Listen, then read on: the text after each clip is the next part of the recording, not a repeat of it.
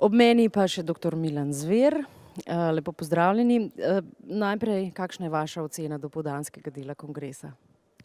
Ja, osrednja točka tega dela kongresa je bil predsednikov govor, ne, in tako kot običajno je tudi letos tako pozitivno presenetil s svojim govorom. Morda je bil za odtenek primerjavi z prejšnjimi govori veliko bolj pogumen, udaren, jasen, ampak jaz mislim, da so časi, ki jih živimo, takih, da zahtevajo takšen govor. Kaj pa vzdušje na kongresu? Ja, še nikoli nismo imeli tako velikega kongresa, ne. Veliko je tudi delegatov, veliko je drugih gostov, okrog 1000 ljudi, tako da je ta kongres popolnoma primerljiv s kongresi, recimo CDU ali CSU, se večkrat udeležim njihovih kongresov in sem vedno občudoval vse, kar spada zraven in tudi to način dela delegatov, da imajo normalne pogoje za delo, mize, stole in tako dalje, ne. Tega doslej tudi v Sloveniji ni bilo pogosto videti. In kako se vam zdi, da bo kongres odmeval v Sloveniji? Jaz mislim, da bo precej odmeval, tako kot je vsak doslej. Leta 1993, pred 20 leti, je recimo imel predsednik Janša, ko je postal predsednik, tak odmeven govor, ne, in jaz sem začutil takrat tudi po medijskem odmevu in pa po vznemirjenosti medijev, ko je prevzel stranko, da se bo nekaj zgodilo na slovenski politični sceni in pričakoval sem seveda rast stranke. Kot sem že poudaril prejle, k temu je precej prispeval tudi dr. Jože Pučnik, ne. To, da sta skupaj nadaljevala to pot, da ni bilo, da se Jože Pučnik ni umaknil, ampak nasprotno s svojim delom in pa izkušnjami zelo pomagal Janezu Janši in pa vsem nam, to je bila nekak predpogoj uspeha SDS, ki ga doživlja v naslednjih letih. Pa se dotakniva še morda tega našega političnega dogajanja ta hip. Vi ga zdaj opazujete trenutno iz tujine. Kako je z distanco pogledati na dogajanje v Sloveniji? Ja, na nek način smo z eno nogo tukaj, ne. Tako smo se tudi dogovorili že na začetku mandata.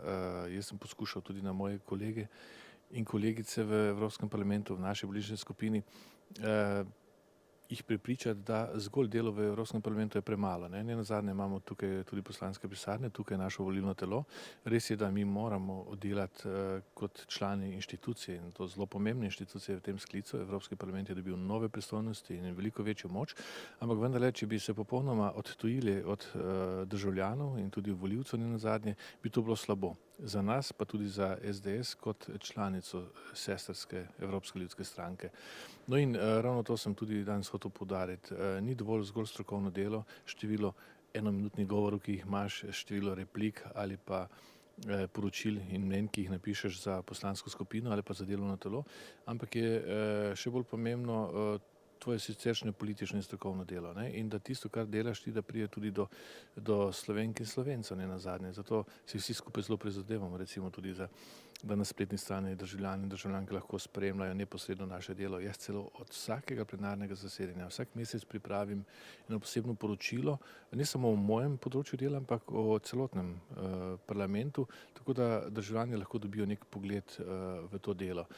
No, kakšen je pogled od tam? Praktično smo dobršen del meseca doma v Sloveniji, ne.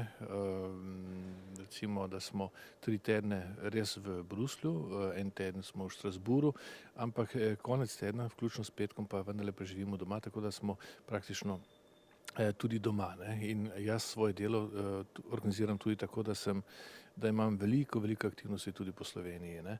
Tudi če ne bi bilo lani kampanja za predsedniške volitve, bi imel prav tako zelo veliko obiskov po Sloveniji. Imam kar vrsto projektov tudi vezanih na otroke, recimo šah v šole, pa igramo z majhnimi otroci šah. S tem poskušamo spodbujati recimo bolj kritično ustvarjalno miselnost pri mladih in pa seveda tudi veliko evropskih večerov in drugih prireditev in jaz mislim, da so ljudje lačni tovrstnih prireditev, zlasti v malo manj urbanih središčih. Povejte mi, greva na tale DDV morda, kaj mislite, kaj bodo dosegli oziroma kaj se bo zgodilo z dvigom DDV-ja? Jaz mislim, da je to ključno ali pa eno od ključnih političnih vprašanj ta hip Slovenije, ne samo finančnih pa ekonomskih, ampak tudi političnih. Z višanjem davka lahko tudi na drugi strani predvsem poslabšamo kondicijo gospodarstva, ne samo žepe davkoplačevalcev, ta davek bo predvsem udaril vse državljanke in državljane, ki kupujejo, ne, ampak tudi gospodarsko posledično in veliko manj bo prostega, svežega denarja za investiranje v nova delovna mesta in to pomeni, da bo manj delovnih mest in če bo manj novih delovnih mest, bo tudi ne bo gospodarske rasti in seveda potem je posledično tudi manj blaginje. Tako da mislim, da vlada ni ubrala prave poti, ne, ne samo to, da je kot je prej govoril predsednik, obrnila vrstni red narobe, ne, da je najprej spisala neki program, potem ga pa poslala v Bruselj, še prej pa se je drago zadolžila pri mednarodnih finančnih trgih. Ampak bi morala recimo obratno najprej dati v presojo, pa tudi v parlament ta program in šele na to ga poslati v Bruselj in počakati na učinke tega, tega programa in morda takrat zahtevati ali pa prositi denar, si sposojati denar po bistveno nižji ceni, ne. In to je ta hip naš največji program. S tem pa, ko pa dodatno še bremeniš gospodarstvo oziroma onemogočiš, da gre denar v investicije, v nova delovna mesta, pa je še dodatni problem Slovenije. Tako da v Bruslju, ne pri evropskih inštitucijah, ne recimo v mednarodnem denarnem skladu ali pa Evropski centralni banki ne bodo navdušeni nad ukrepi slovenske vlade. Se tudi vam zdi morda, nekateri pravijo, da so ti ukrepi samo, da so ne Janša? Ja, dostikrat se zgodi v slovenski politiki ali pa se dobi taki občutek, da karkoli reče Janša ali pa tudi SDS je slabo, ne, in brez neke take temeljite presoje ali pa osmišljanja vseh naših ukrepov. Dejstvo je, da je in obdobje 2004-2008 bilo zelo uspešno za Slovenijo, da smo celo govorili o neki zlati dobi gospodarskega razvoja, da je dobro vodil Evropsko unijo ali pa smo vodili Evropsko unijo v tistem času. Jaz sem kasneje opazoval, kako je Evropski parlament ocenjeval druge predsedujoče države in to bistveno slabše. Včasih so bile kar take hude ocene, da je bilo grozno poslušati, ne. Medtem ko v času Slovenije smo dobili pozitivne ocene celo od leve strani Evropskega parlamenta, ne. Tako da enkrat bo treba tudi priznati visoko kompetentnost, ki jo ima ne samo Janša, ampak tudi Slovenska demokratska stranka, kadar gre za vodenje države. Res je, da v teh 20 letih, čeprav smo bili suma sumarum gledano najbolj uspešna stranka po vseh volitvah na vseh ravneh, lokalni, državni in pa evropski, da nismo ves ta čas bili v poziciji, kjer bi lahko odgovarjali za stanje v Sloveniji, ker vladali smo samo nekaj let v teh 20 letih, ampak vendarle smo v tistih letih, nekaj letih dokazali recimo svojo kompetenco. Bi želela, da pojasnite resolucija Družba svobode in odgovornosti, tema pa SDS je osrednja politična sila demokratične in samostojne Slovenije. Ja, vsaki kongres ima eno tako nosilno resolucijo, s katero poskušajo stranke zaznati trenutek časa, ki ga živijo, ne.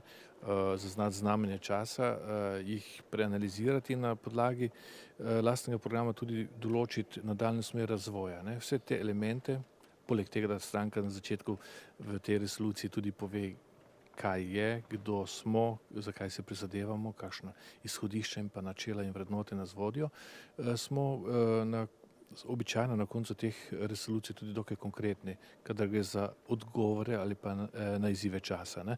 In točno to prinaša tudi ta naša resolucija, ki smo jo naslovili tudi za družbo svobode in odgovornosti, ne. Mislim, da nam manjka ta občutek svobode, ne. Čeprav, kot sem že prej omenil, ima svoboda izjemno magično moč tako v našem osebnem individualnem življenju, hrepenimo po njej, kakor tudi v življenju strank in pa narodov ali pa socialnih organizmov, ne. Pa vendarle, ne, se mi zdi, da smo jo premalo osvojili, tudi kar se tiče tudi na področju gospodarstva. Smo malo premalo podjetni in to se vidi na žalost tudi dostikrat pri mladih, ne, ki dostikrat čakajo, da jim bo nekdo ponudil delovno mesto. Veliko je tudi takih, ki sicer iščejo, ne, ponujeno delovno mesto, pa ali so uspešni ali niso. Zelo premalo pa je takih, ki bi sami ustvarili delovno mesto. Ne? To, kar je na nek način, da se pričakuje recimo od mladih v Zahodni Evropi.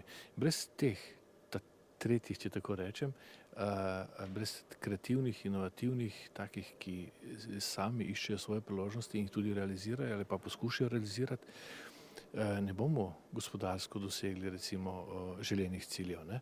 Država ni dober gospodar, še manj trgovina z prostimi delovnimi mesti ali pa trgovina, ki ponuja službe mladim.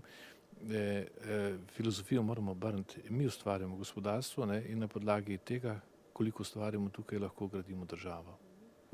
No pa prej, ko ste govorili o tej svobodi in da pravzaprav je niti ne znamo živeti do te mere, ki nam pripada. V čem je problem? V vzgoji, v starih vzorcih, tradicijah, ki se vlečejo že vrsto let? Religiji, vse to vpliva, kar ste menili na konkretno situacijo, ne, kako živimo ali pa doživljamo svobodo. Morda je zanimivo, da zahodnoevropski svet recimo bolj doživlja svobodo kot naš srednjeevropski ali pa južnoevropski, na drugačen način, veliko bolj odgovorno. Posamezniki se počutijo veliko bolj odgovorni do drugih in do družbe, recimo kultura plačevanja davkov je bistveno večja recimo kot v tem našem kulturnem prostoru, ne. Ampak vendarle je pa treba vedeti, da je načelo svobode, svoboda posameznika vendarle načelo pa vrednota, ki je nastala v našem kulturno-civilizacijskem krogu, niti ne v ostalih geostrateških središčih po svetu. Tako da se moramo tega zavedati. Jaz bi si želel, da tudi druge kulture od islamske in vse drugače bolj dojemajo kulturo resno, da omogočajo, pa sprejemajo to osnovno stališče, da se vsi ljudje rodijo enaki in da so vsi upravičeni do svobode. Tako imane negativne svobode, češ pustite me na miru, kot tudi do pozitivne svobode, da ti svojo aktivnim odnosom do družbe in drugih pomagaš ali pa nekaj počneš. Ne. Torej svoboda ima več plati, ne, nima samo te egoistične, ne, ampak sem že prej dejal, da si lahko svoboden samo v okolju, ne, ki zaradi tvoje svobode ne trpi. Še za en komentar vas bom prosila. Namreč prav tako iz resolucije Družba svobode in odgovornosti piše: SDS ima korenine v vrednotnem središču slovenskega naroda in v slovenski kulturi. Katero je to vrednotno središče slovenskega naroda? To je dikcija, katere avtor je Janša že pred, mislim, da pod drugim desetletjem, je zapisal to. V bistvu pa gre za nek vrednostni vzorec, vrednostni sistem, societalni vrednot, ki je povezan z slovenstvom, z demokracijo, z svobodo in z vrednotami, ki so konstituirali slovensko pomlad v drugi polovici 80-ih let. Ne. In resolucija poskuša to poudariti, da to vrednostno jedro še vedno živi. Morda ga včasih pometemo preveč pod preprogo ali pa ga zatajimo, ampak čaka, da ga ponovno živimo. Ne? In ravno ta naša majniška resolucija, ki bomo verjetno danes sprejeli, poskuša ponovno obuditi in strniti vrste vseh, ki so za demokracijo recimo, ali pa da bi utrdili demokracijo in pa ponovno poudarili ali pa oživeli vrednote, ki so bile značilne za čas slovenske pomladi. No, seveda, za konec sem prihranila najtežja vprašanja, ne? In sicer slišala sem, da boste 25. tega meseca praznovali, takrat je tudi nek silen nogomet, finale. Kdo bo slavil z vami, kaj spremljate? Ja, jaz sem tradicionalno navijač Bayerna, ne? Tako da bom navijal za Južno Nemčijo proti Severni Nemčiji. Kdo bo z mano praznoval, o tem se še nismo odločili, ne? Ker je še očitno Bayern, ali ne? Bayern zagotovo, ne? Kdo pa še zraven, to pa še bomo videli, ne? Prej ste omenjali šah. Igrate šah s svojimi otroki oziroma vnuki ali je to kakšna od vaših dejavnosti sicer za širjenje te odgovornosti, razmišljanja? Ne, šah igram tudi osebno in ga imam zelo rad. In ga moj dedek, oče, jaz, moja hčera je bila dvakrat državna prvakinja in zdaj 4-letni vnuk Tristan ga prav tako že igra. Ne. Celo doma ta zna igrati, 4 leta pa pol star. Tako da poskušam tudi svoje vnuke navduševati nad šahom, ker je dobro, zato ker so ta Nintendo generacija bi samo igrala računalniške igre, tudi manj so miselno naporne, bolj so zanimive, ker se lažje igrajo.